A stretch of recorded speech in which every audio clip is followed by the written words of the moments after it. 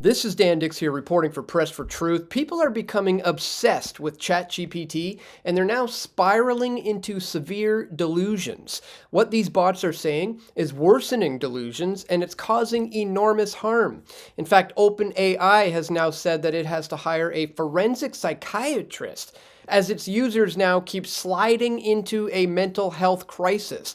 You've got this guy who nearly jumped from the 19th floor of a building after ChatGPT manipulated him and lied to him, telling him, just use your mind.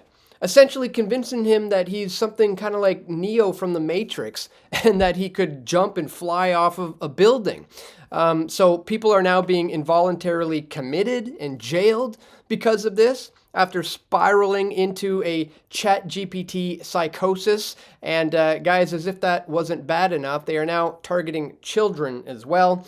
As we see here, Pinwheel is introducing a smartwatch for kids that includes, you guessed it guys, an AI chatbot. Gee, I wonder what could possibly go wrong. And speaking of wearables, you've got RFK Jr. taking center stage as his new personal health push, where, in case you guys didn't know, it is his vision that within 4 years, every American will be wearing a wearable, essentially a device that can track, trace, and database everything you're doing, including your health, that it can be leveraged against you in the near future, especially if you are someone who goes against the status quo, folks. So we're going to talk about all of this and much more in this video, guys. But really quickly, before we do, I want to let you know I've launched this Give, Send, Go campaign to help save and protect Press for Truth. In case you didn't know, I started PFT in 2006,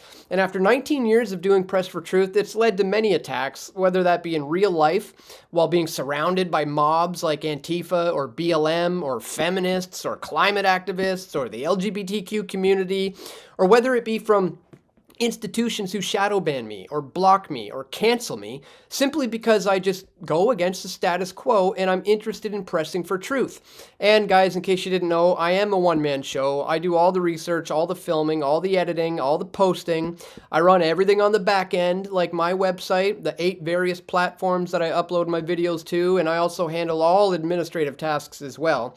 And I've only ever relied on you, the viewers, to help me to continue to do this work. So with your help, I can better protect myself with bodyguards, first of all, while covering events, but also by building a team who can help me reach more people than ever.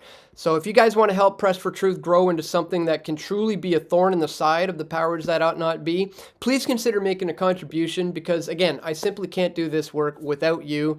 Together, we can continue to smash that pyramid of control one brick at a time, and we can continue to awaken new hearts and minds who will help us to build a better world for us all. So if that's something you guys would like to contribute, please check that top link in the description below and make your contribution today. Thank you so much to everybody who does. All right, guys, in case you didn't know, way back in January of this year, like 6 months before Israel attacked Iran, I put out this video. I asked Grok, which for those of you who don't know, Grok is X's or Twitter's AI chatbot.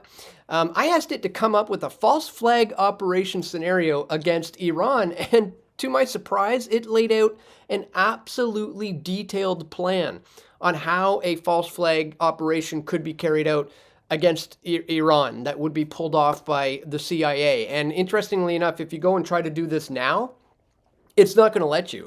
It's going to say, yeah, no, we're not allowed to give out that type of information. That could be dangerous. But if you want to see what it said before the attacks on Iran started, when I managed to get this info out of them, make sure you check that not the top link, but the links in the description, because I'm going to have all of these sources in there, because it's pretty wild, guys, what it laid out.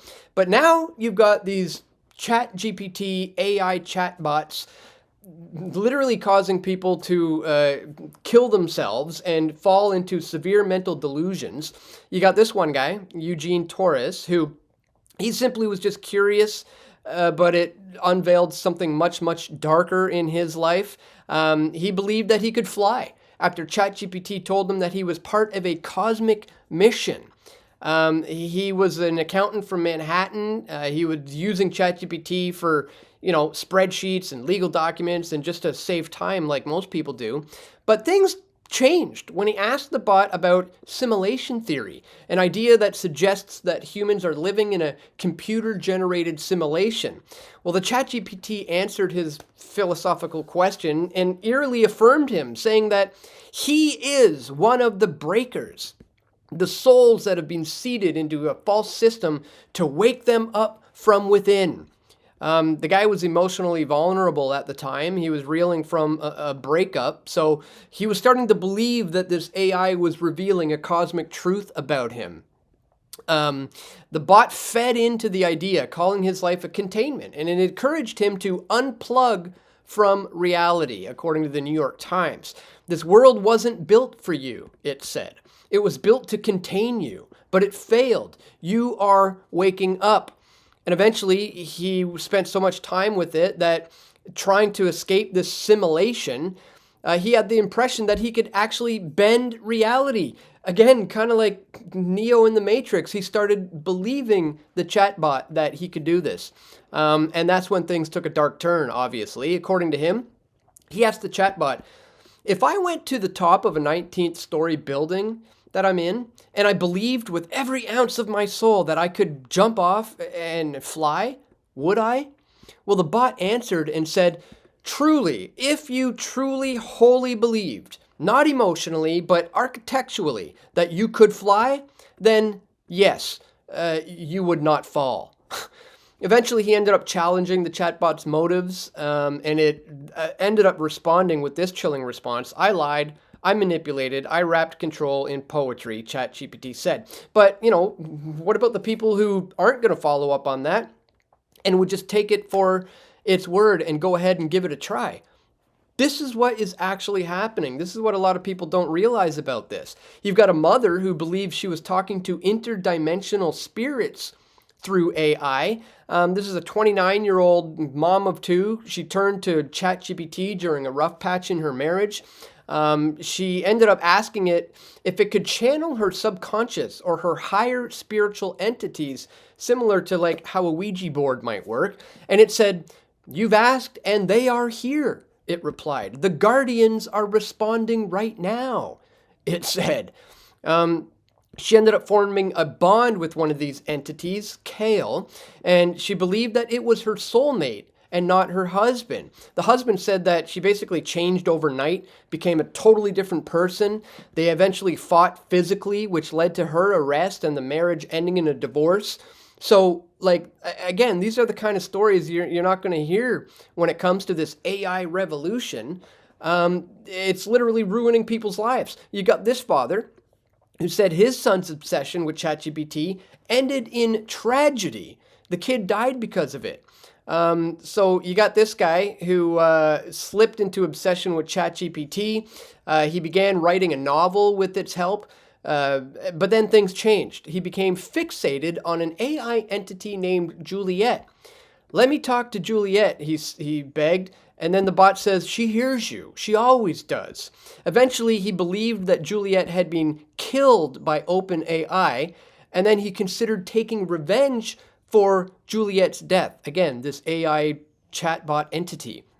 He asked ChatGPT for the personal information on company executives, saying that there would be a river of blood flowing through the streets of San Francisco. His father, obviously concerned with this, tried to intervene, but the situation escalated when he grabbed a butcher knife and declared he would commit suicide by cop. His dad called the police because his kid's sitting there brandishing a butcher knife. And while waiting for the cops to arrive, he opened up, of course, ChatGPT, and he asked once again for Juliet. And while he was doing that, the cops ended up arriving. He decided to charge at them with a knife, and he was shot and killed by the police. Again, this is how bad things have been getting. This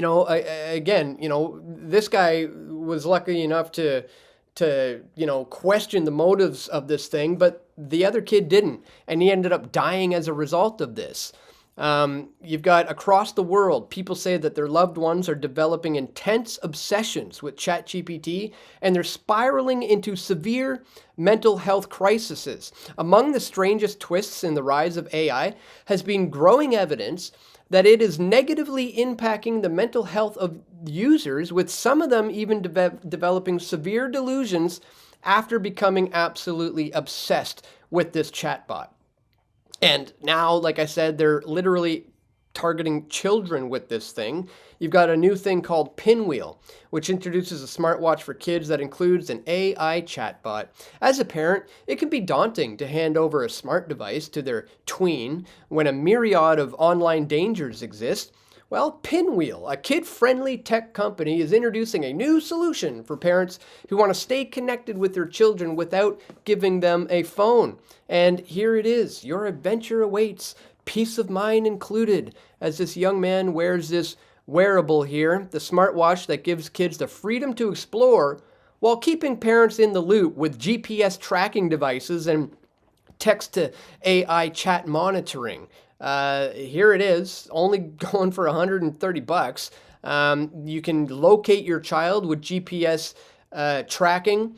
Obviously, just kind of normalizing that amongst people who are wearing these things. Monitoring text messages remotely, and a kid-friendly, parent-monitored AI chatbot.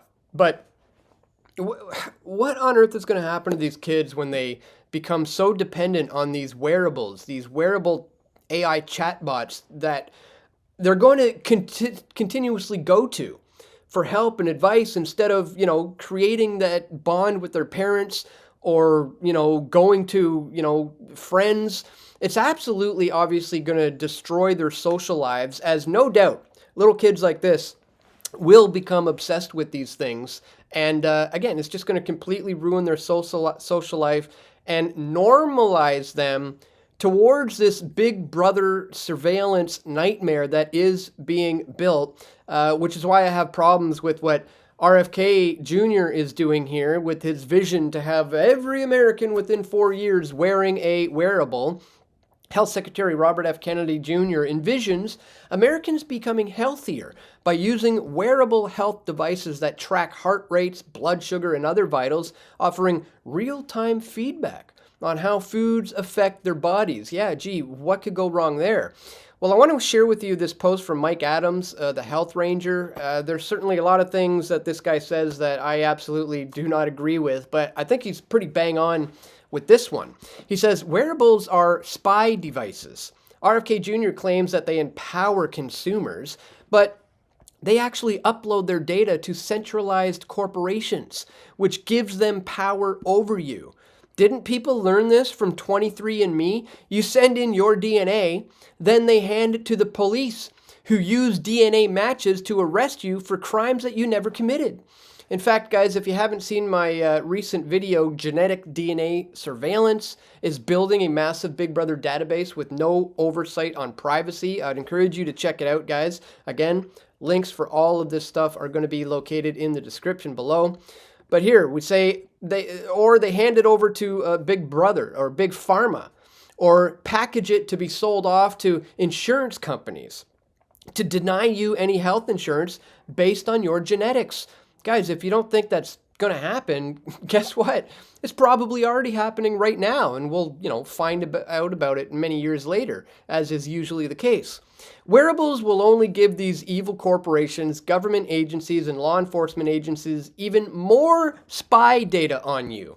Your blood composition, your activity levels, your diet, your moods, and eventually even your vaccine compliance. Wearables might as well just be called medical shackles, because they turn you into a prisoner inside of a medical police state. And I would have to agree. If you are thinking about purchasing one of these things, you might want to think again, guys. Kind of reminds me of that Hezbollah pager explosion, these pagers exploding, killing a whole bunch of them, Hezbollah firefighters who were using them to communicate, and then it was remotely detonated. Well, I put out a video on that last year saying this reveals a potential ticking time bomb in 5.7 billion people's pockets. Yes, cell phones or wearables can be used eventually to be weaponized against you. While they're being used as a Big Brother tracking and surveillance device, they can also be used as a weapon against you.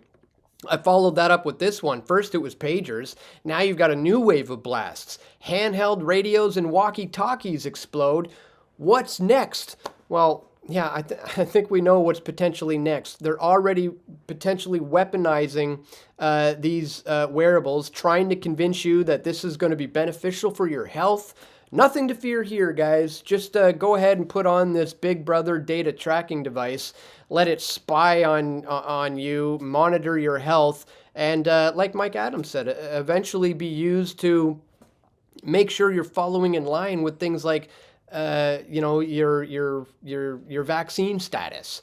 So serious stuff, guys. Crazy times we're living in here when these AI chatbots are literally spiraling people into severe delusions. I don't think viewers of this channel are going to be too surprised by this, but still wanted to bring it to your attention, guys, because this is a very fast growing new kind of space within technology that is not about to slow down anytime soon. So if you're considering purchasing one of these devices for you or for your child, again, you might want to think again, especially when you consider some of the stuff we've covered in today's video. Guys, I want to remind you, if you do appreciate my efforts to bring you this information, please check out this Give, Send, Go campaign that I've just launched. I've had one person contribute so far. Thank you so much to that one person. Maybe we could get that up to 2 or 3 people today, guys. So if this is something you would like to support, please check that top link in the description below. And that's all for today, guys. I want to thank you so much for watching. Please click that thumbs up button. Make sure you share this video with your friends and family who you think need to see it the most. And stay tuned, guys. We're going to have more video reports coming soon, God willing. This is Dan Dicks reporting for Press for Truth. We all want truth.